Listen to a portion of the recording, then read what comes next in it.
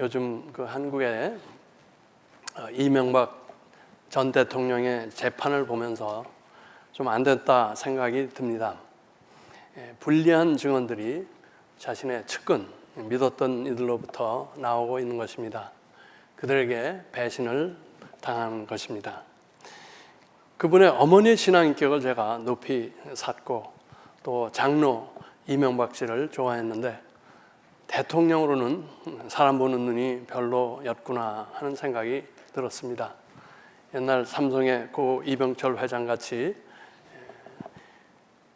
관상 보는 사람을 배석시키고 측근 인터뷰를 했어야 하지 않나 그런 생각을 해봅니다.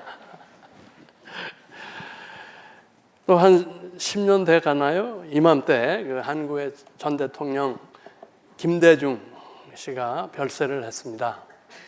정말로 파란만장한 삶을 살고 가셨죠. 그분의 좌경 진보적 노선 때문에 우경 보수 측의 미움과 핍박을 많이 받았지만은 가난한 자와 눌린 자의 편에 서서 투쟁하고 또 남북 간의 화해를 주도한 그는 4번의 도전 끝에 대통령이 되었고 또 첫 남북 정상회담을 성사시키고 또 노벨 평화상도 받으신 그런 분이죠. 저는 그분을 별로 좋아하지는 않았지만은 존경합니다. 존경하는 이유는 좀 특별합니다. 그분에게 평생 충성을 바친 2명의 보좌관이 있다는 것 때문입니다. 권노갑 씨와 박지원 씨죠. DJ의 분신같이 DJ를 보좌했고 대변하고 아마 그를 위해 죽기라도 했을 그 보좌관이 1명도 아니고 2명이 있었다는 사실이 그분에 대한 저의 존경심을 자아내게 하는 것입니다. 물론 그분들이 김 대통령 측근으로서 권세도 누리고 좋은 때도 잠시 있었겠지만 대부분의 시간은 고난과 투쟁의 길이었습니다. 김 대통령을 잘 보좌한다고 하다가 모함도 받고 투옥되고 망명도 되고 또 김 대통령님도 그 완전한 사람은 아니었죠. 말도 2번 바꾸기도 하고 그 나름 결점이 있는 사람인데도 이 2분은 그 힘들고 오랜 기간 한 번도 상사를 버리지 않고 끝까지 충성을 바친 것입니다. 요즘 미국의 트럼프 대통령 주변에도 있는 것 같은데 달면 삼키고 쓰면 뱉는 그러한 세대, 죽고 못 살 것 같이 하다가도 조금 실망하고 틀리면 언제 받느냐 돌아서는 그런 살벌한 세상에서 그 2분이 인고의 오랜 기간을 변함없이 갔다는 사실 자체가 김 대통령에게 무언가 위대함이 있었다는 증거가 된다고 보는 것입니다. 그 2분이 김 대통령을 존경스럽게 해주는 것입니다. 올라간 것은 반드시 내려온다는 말이 있듯이 오늘 읽은 본문에는 예수님의 내리막 시절이 기록되고 있습니다. 십자가를 내리막의 밑바닥으로 친다면 오늘 본문은 그 시작점으로 볼 수가 있습니다. 병자를 고치시고 천국 복음을 가르치시고 배고픈 이를 먹이신 예수님, 그래서 인기 짱이던 예수님을 따르던 사람들이 갑자기 그를 버리고 떠났다는 것입니다. 한때 수백, 수천이 있었는데 많이 떠나고 12제자 포함해서 얼마 안 남았다는 것입니다. 무엇이 그 사람들을 그렇게 뒤집어지게 했을까요? 그렇게 좋다고 열심히 쫓아다니던 예수를 버리고 결과적으로 참 생명을 포기하게 했을까 하는 것입니다. 성경은 시원하게 대답을 안 합니다. 지난주일 살펴본 것처럼 살과 피를 먹는다는 것이 거슬렸을 수 있고 또 내가 하나님이 내려보내신 생명의 떡이니 모세가 아니고 나로 말미암지 않고는 살 수 없다는 말이 거슬렸을 수도 있고요. 또 주님과 하나 되라. 더하여 그 안에 있는 모두와 하나 되는 연합을 이루어야 한다는 말이 부담스러웠을 수도 있겠고요. 하여간 제자 중 많은 무리가 예수님을 버리고 떠났다는 것입니다. 너무나 다행스럽게도 12제자는 떠나지 않았습니다. 그래서 주님의 체면을 조금 세워주었습니다. 너희도 가리느냐 묻는 주님께 시몬 베드로가 대답하지요. 주여, 영생의 말씀이 주께 있사오니 우리가 누구에게로 가오리이까? 우리가 주는 하나님의 거룩하신 자이신 줄 믿고 알았사옵나이다 했는데 그것도 오래가지 않았다는 것입니다.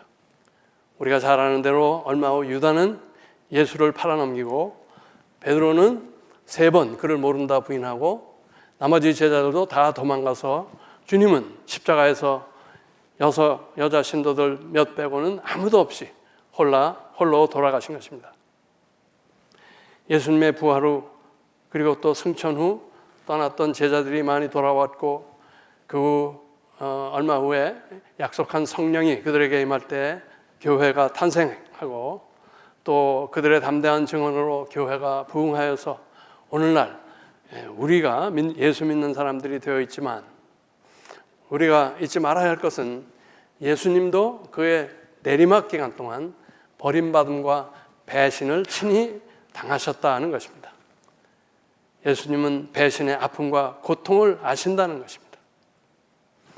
모르기는 하지만 여러분도 버림받은 경험이 있을 것입니다. 혹 어려서 부모로부터 또는 애인이나 배우자로부터 또 어른이 되어 자식이나 친구로부터 동료나 상사나 부하로부터 심지어 교회에서 믿었던 목사나 동역자로부터 저도 신학교 가기 전 장로로 한 15년 가까이 평판이 안 좋은 이문교회를 섬긴 적이 있습니다. 교회가 어려움에 처할 때마다 더욱 힘을 합치고 함께 해줄 줄 믿었던 사람들이 손을 놓고 떠날 때 그 고통이 견디기 어려웠습니다. 문제 자체보다 더 힘들었습니다. 아마 떠난 그분들도 함께 해줄 줄 믿었던 저에게 배신감을 느꼈을 수도 있겠죠. 맑은 날 기독교인, 영어로 fair weather Christian이라는 말이 있습니다. 교회가 잘 될 때, 자기 뜻에 맞을 때는 잘 모이지만 교회가 힘들어지고 내가 무언가 희생해야 될 때는 몸된 교회나 그 안에 형제자매는 어찌되든 교회를 떠나는 그런 사람들을 말하죠. 우리가 주 안에서 사랑으로 하나 되었다면 그때 주의 몸이 찢어지며 출혈과 고통이 있는 것입니다. 한 몸 되었던 사람들은 그것을 압니다. 그런데 오늘 말씀은 예수님께서도 그 고통을 당하셨다는 것입니다. 내가 네 안에, 네가 내 안에 하나 되기는커녕 버림과 배신을 당하신 것입니다. 고 김대중 대통령에도 둘은 있었는데 지켜주는 보좌관 한 사람도 없이 주님은 십자가에서 외롭게 돌아가신 것입니다. 저는 상상해 봅니다. 매 맞고 찔리고 못 박힌 그 육신적 아픔보다 배신의 상처가 더 아프지 않았을까 하는 것입니다. 그런데 그분이 진짜 하나님의 아들이신 것입니다. 아닌 줄 알았는데, 죽은 줄 알았는데, 망한 줄 알았는데 큰일 나는 것입니다. 내가 버린 그분이 부활하시고 만유의 주가 되신다는 것입니다. 우리를 살리시고 영생 주시는 단 한 분 구세주라는 것입니다. 예수님의 말씀이 어렵고 비유에 안 맞아 또는 고난의 길이 싫어서 버리고 떠난, 그래서 예수 덕에 출세는 못해도 목숨은 살았다고 안도하던 무리에게 큰일이 일어나는 것입니다. 내가 배신한 분이 칼자루를 쥐신 것입니다. 보복과 심판인 칼이 나를 향하겠구나 심히 두려워하는 그들을 주님은 놀랍게도 정죄하거나 보복하지 않으신 것입니다. 도리어 용서하시고 두려워하지 말라 위로하신 것입니다. 당신께서 하던 일을 계속하라고 일을 맡기시며 당신 대신 함께 하실 성령까지 보내셨습니다. 그 주님의 용서의 사랑과 소명을 다시 맡기시는 믿음에 감격하고 회개하는 제자들에게 성령이 임할 때 주님의 몸된 교회가 탄생하게 된 것입니다. 여러분, 배신은 아주 나쁜 것입니다. 저는 왜 십계명에 그것이 빠져 있는지 이해가 안 됩니다.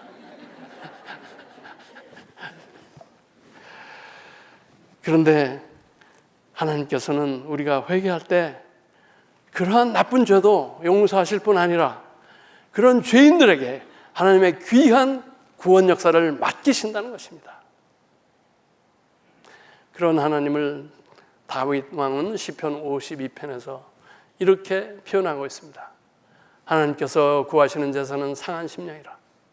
하나님이여 상하고 통회하는 마음을 주께서 멸시하지 아니하시리이다. 제게 한 50년쯤 된 친구가 하나 있습니다. 중학교 때부터 뭐 산도 같이 다니고 또 같이 이제 학교 졸업하고, 저는 국방부에 취직해서 군대로 갈 때 그 친구는 바로 대기업 신입사원으로 이제 그 경력을 시작한 친구입니다. 거의 한 50년을 잘하고 한 몇 년 전에 은퇴했는데요.